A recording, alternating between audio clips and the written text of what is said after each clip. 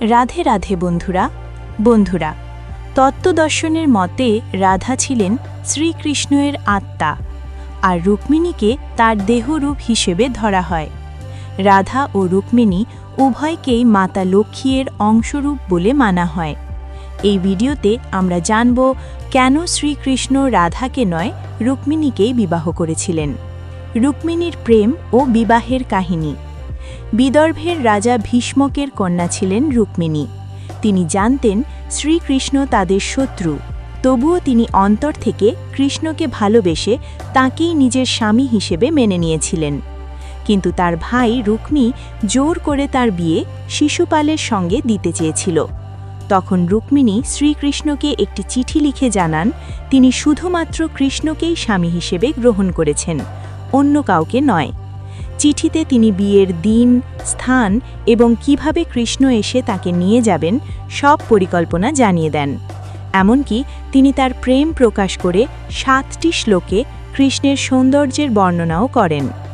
চিঠি পাওয়ার পর শ্রীকৃষ্ণ এক ব্রাহ্মণের সঙ্গে বিদর্ভে যান এবং রুক্মিণীকে অপহরণ করে বিবাহ করেন, তার প্রকৃত প্রেম রক্ষা করার জন্য এবং জোরপূর্বক বিয়ে থেকে তাকে বাঁচানোর জন্য।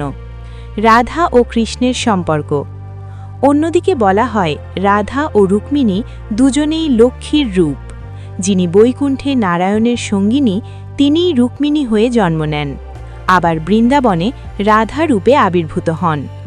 ব্রহ্ম বৈবর্ত পুরাণ অনুযায়ী রাধা ও কৃষ্ণের শৈশবেই বিবাহ হয়েছিল, কিন্তু ভাগ্যের বিধান, শাপ এবং পূর্বজন্মের কর্মফলের কারণে তাদের বিচ্ছেদ ঘটে। রাধার জীবনে কৃষ্ণ থেকে দীর্ঘ বিরহ ছিল। এটি ছিল পৃথিবীকে নিঃস্বার্থ প্রেমের অর্থ বোঝানোর এক মাধ্যম। কেন কৃষ্ণ রাধাকে বিবাহ করেননি? এই প্রশ্নের একাধিক মত রয়েছে। কিছু মতে রাধা ছিলেন কৃষ্ণের আত্মা, নিজের আত্মাকে কেউ বিবাহ করতে পারে না।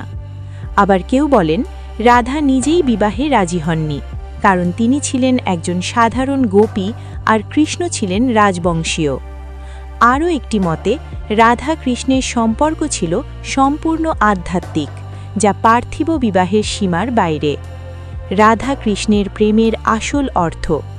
রাধা ও কৃষ্ণ আলাদা নন, তারা একে অপরের পরিপূর্ণতা। তাদের প্রেম এতটাই বিশুদ্ধ ও স্বাভাবিক যে তার জন্য কোনো সামাজিক বন্ধন বা বিবাহের প্রয়োজন হয় না।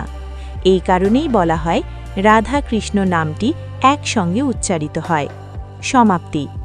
শ্রীকৃষ্ণের রুক্মিণীর সঙ্গে বিবাহ ছিল ভাগ্যের বিধান, কারণ তিনি ছিলেন লক্ষ্মীর অবতার আর কৃষ্ণ ছিলেন বিষ্ণুর রূপ। আর সেই লক্ষ্মীকেই পৃথিবীতে বিরহ সহ্য করতে হয়েছিল, যাতে মানুষ সত্যিকারের প্রেমের অর্থ বুঝতে পারে। ভিডিওটি ভালো লাগলে লাইক, শেয়ার এবং সাবস্ক্রাইব করতে ভুলবেন না। আবার দেখা হবে পরবর্তী ভিডিওতে। রাধে রাধে।